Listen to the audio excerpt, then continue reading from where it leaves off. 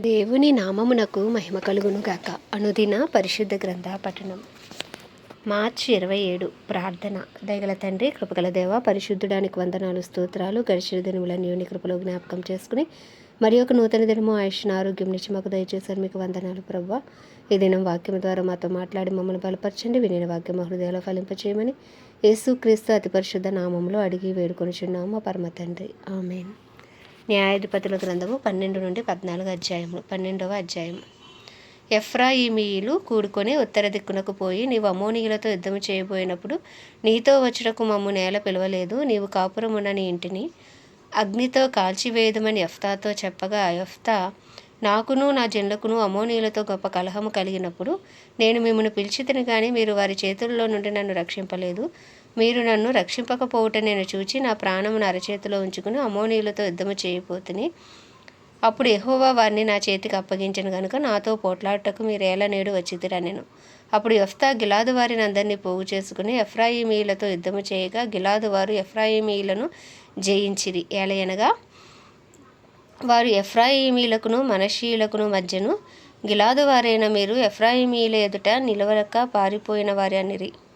ఎఫ్రాయిమీయులతో యుద్ధము చేయుటకై గిలాదు వారు యొర్దాను దాటి రేవులను పట్టుకొనగా, పారిపోయిన ఎఫ్రాయిమీయులలో ఎవడో నన్ను దాటనీయడని చెప్పినప్పుడు గిలాదు వారు, నీవు ఎఫ్రాయిమీయుడువా అని అతన్ని అడిగిరి. అందుకు అతడు, నేను కాను అనిన ఎడల వారు అతని చూచి షిబ్బోలేతను శబ్దము పలుకుమనిరి. అతడు అట్లు పలక నేరక సిబ్బోలేతని పలుకగా వారు అతని పట్టుకొని యొర్దాను రేవుల యొద్ద చంపిరి. ఆ కాలంలో ఎఫ్రాయిమీలలో 42,000 మంది పడిపోయిరి. యెఫ్తా 6 సంవత్సరములు ఇశ్రాయేలీయులకు న్యాయాధిపతి ఉండెను. గిలాదు వాడైన యెఫ్తా చనిపోయి గిలాదు పట్టణంలో ఒక దాని యందు పాతిపెట్టబడెను. అతని తర్వాత బేత్లెహేము వాడైన ఇబ్సాను ఇశ్రాయేలీయులకు అధిపతి ఆయను.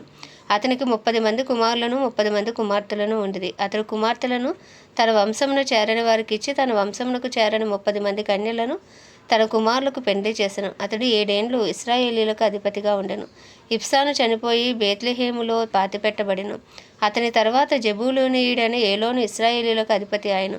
అతడు 10 ఏండ్లు ఇశ్రాయేలీయులకు అధిపతిగా ఉండెను. జెబూలూనీయుడైన ఏలోను చనిపోయి జెబూలూను దేశమందులో అయ్యాలోనులో పాతిపెట్టబడెను. అతని తర్వాత పిరాతోనీయుడైన హిల్లేలు కుమారుడుగా అబ్దోను ఇశ్రాయేలులకు అధిపతి ఆయను. అతనికి 40 మంది కుమారులను 30 మంది మనుమలను ఉండిరి. వారు 70 గాడిద పిల్లలను ఎక్కి తిరుగువారు. అతడు 8 ఏండ్లు ఇశ్రాయేలులకు అధిపతిగా ఉండెను. పిరాతోనీయుడైన హిల్లేలు కుమారుడుగా అబ్దోను చనిపోయి ఎఫ్రాయిము దేశమందలి అమాలేకీయుల మన్యములో ఉన్న పిరాతోనులో పాతిపెట్టబడెను. 13వ అధ్యాయం. ఇశ్రాయేలీయులు మరలా యెహోవా దృష్టికి దోషులు కాగా, యెహోవా 40 సంవత్సరములు వారిని ఫిలిష్తీయుల చేతికి అప్పగించెను. ఆ కాలమున దాను వంశస్థుడును జొర్యా పట్టణస్థుడునైన మానోహ అను ఒకడుండెను. అతని భార్య గొడ్రాలై కానుపు లేక ఉండెను. యెహోవా దూత ఆ స్త్రీకి ప్రత్యక్షమై, ఇదిగో నీవు గొడ్రాలువు, నీకు కానుపు లేకపోయెను, అయితే నీవు గర్భవతివై కుమారుని కందువు. కాబట్టి నీవు జాగ్రత్తగా ఉండి ద్రాక్షారసమునే గాని మద్యమునే గాని త్రాగకుండుము, అపవిత్రమైన దేనిని తినకుండుము.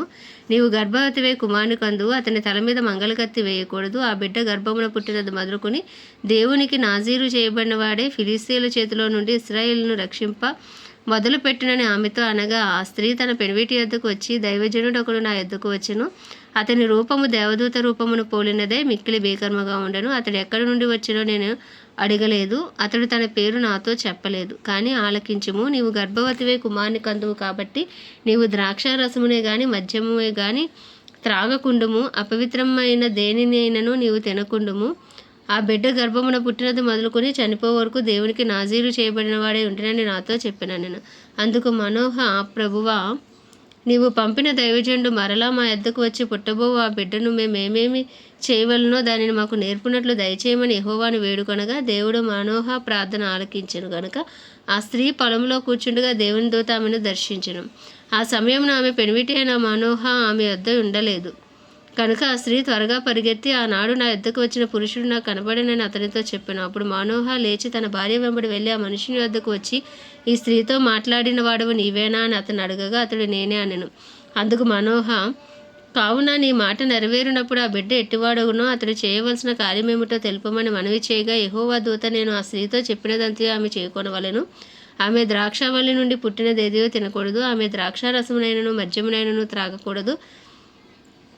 అపవిత్రమైన దేనినైనను తినకూడదు. నేను ఆమె నాకు ఆజ్ఞాపించినదంటే ఆమె చేయకూడవలెను అని మనోహతో చెప్పాను.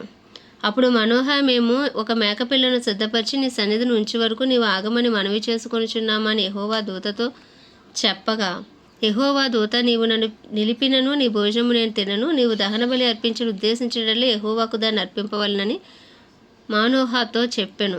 అతడు యెహోవా దూత అని మనోహకు తెలియలేదు. మనోహ, నీ మాటలు నెరవేరిన తర్వాత మేము నిన్ను సన్మానించినట్లు నీ పేరేమని యెహోవా దూతను అడుగగా, యెహోవా దూత, నీవేళ నా పేరు అడుగుచున్నావు, అది చెప్పసక్యము కానిదనెను. అంతటా మనోహ నైవేద్యమునుగా ఒక మేకపిల్లను తీసుకుని ఒక రాతి మీద యెహోవాకు అర్పించెను. మనోహయు అతని భార్యయు చూచుచుండగా ఆ దూత యొక్క ఆశ్చర్య కార్యము చేసెను. ఎట్లనగా జ్వాలలు బలిపీఠం మీద నుండి ఆకాశమునకు లేచుచుండగా యెహోవా దూత బలిపీఠం మీదనున్న ఆ జ్వాలలలో పరమునకు ఆరోహణమాయెను. మనోహయు అతని భార్యయు దానిని చూచి నేలకు సాగిలపడిరి. ఆ తర్వాత యెహోవా దూత మరలా మనోహకు అతని భార్యకును ఇక ప్రత్యక్షము కాలేదు. ఆయన యెహోవా దూత అని మనోహ తెలుసుకొని, మనము దేవుని చూచితిమి గనుక మనము నిశ్చయముగా చనిపోదుమని తన భార్యతో అనగా, అతని భార్య, యెహోవా మనలను చంపకోని ఎడల ఆయన దహన బలిని నైవేద్యమును మన చేత అంగీకరింపడు. ఈ సంగతులన్నింటినీ మనకు చూపింపడు. ఈ కాలమున ఇట్టి సంగతులను మనకు వినిపింపడని అతనితో చెప్పెను. తర్వాత ఆ స్త్రీ కుమారునికని అతనికి సంసోను అని పేరు పెట్టెను. ఆ బాలుడు ఎదిగినప్పుడు యెహోవా అతన్ని ఆశీర్వదించెను. మరియు యెహోవా ఆత్మ జొర్యాకును ఎష్తాయేలుకును మధ్యనున్న మహానేదానులో అతని రేపుటకు మొదలుపెట్టెను. సంసోను తిమ్నాతునకు వెళ్ళి తిమ్నాతులో ఫిలిస్తీన్ల కుమార్తెలలో ఒకరిని చూచెను. అతడు తిరిగి వచ్చి తిమ్నాతులో ఫిలిస్తీన్ల కుమార్తెలలో ఒకతను చూచితిని, మీరు ఆమెను నాకిచ్చి పెండ్లి చేయవలనని తన తల్లిదండ్రులతో అనగా, వారు నీ స్వజనుల కుమార్తెలలోనే గాని నా జనులలోనే గాని స్త్రీ లేదనుకొని సున్నతి పొందని ఫిలిస్తీన్లో నుండి కన్యను తెచ్చుకొనుటకు వెళ్ళుచున్నావా అని అతన్ని అడిగిరి. అందుకు సంసోను, ఆమె నాకు ఇష్టమైనది గనుక ఆమెను నా కొరకు తెప్పించమని తన తండ్రితో చెప్పాను. అయితే ఫిలిస్తీన్లకు ఏమైనాను చేయుటకే యెహోవా చేత అతడు రేపబడెనన్న మాట అతని తల్లిదండ్రులు తెలుసుకొనలేదు. ఆ కాలమున ఫిలిస్తీన్లు ఇశ్రాయేలీయులను ఏలుచుండిరి. అప్పుడు సంసోను తన తల్లిదండ్రులతో కూడా తిమ్నాతునకు పోయి తిమ్నాతు ద్రాక్ష తోటల వరకు వచ్చినప్పుడు కొదమసింహం అతని ఎదుటకు బొబ్బరించుచూ వచ్చెను. యెహోవా ఆత్మ అతన్ని ప్రేరేపింపగా అతని చేతిలో ఏమీ లేకపోయినను ఒకడు మేకపిల్లను చీల్చినట్లు అతడు దానిని చీల్చెను.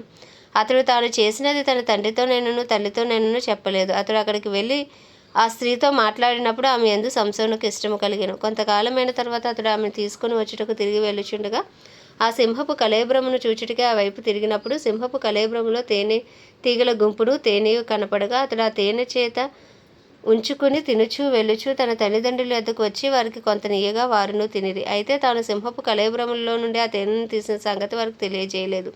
అంతటా అతని తండ్రి ఆ స్త్రీని చూడబోయినప్పుడు సంసోను విందు చేసిన అచ్చటి పెండ్లి కుమారులు అట్లు చేయుట మర్యాద. వారు అతను చూచినప్పుడు అతని వద్ద నుండుటకు 30 మంది స్నేహితులను తోడుకొని వచ్చిరి.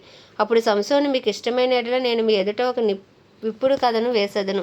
మీరు ఈ విందు జరుగు 7 దినములలోగా దాని భావమును నాకు తెలిపిన ఎడల నేను 30 సన్నపు నారబట్టలను 30 దుస్తులను మీకు ఇచ్చెదరు. మీరు దాన్ని నాకు తెలుపలేకపోయిన ఎడల మీరు 30 సన్నపు నారబట్టలను 30 దుస్తులను నాకు ఇయ్యవలనని వారితో చెప్పగా, వారు మేము ఒప్పుకొందుము, నీ విప్పుడు కథను వేయమని అతనితో చెప్పిరి. కాగా అతడు బలమైన దానిలో నుండి తీపి వచ్చెను, తిను దానిలో నుండి తిండి వచ్చెను అనెను. 3 దినములలోగా వారు ఆ విప్పుడు కథ భావమును చెప్పలేకపోయిరి. 7వ దినమున వారు సంసోను భార్యతో ఇట్లనిరి, నీ పెనిమిటి ఆ విప్పుడు కథ భావమును మాకు తెలుపునట్లు అతని లాలన చేయము, లేని ఎడల మేము అగ్ని వేసి నిన్ను నీ తండ్రి ఇంటివారిని కాల్చివేసెదము. మా ఆస్తిని స్వాధీనపరచుకొంటకే మమ్మను పరిచితిరా అనిరి. కాబట్టి సంసోను భార్య అతని పాదముల యొద్ద పడి ఏడ్చుచు, నీవు నన్ను ద్వేషించితివి గాని ప్రేమింపలేదు.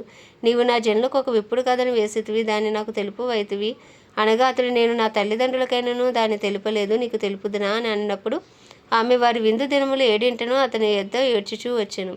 7వ దినమున ఆమె అతని తొందర పెట్టినందున అతడు ఆమెకు దాన్ని తెలియచేయగా ఆమె తన జనులకు ఆ విప్పుడు కథను తెలిపాను.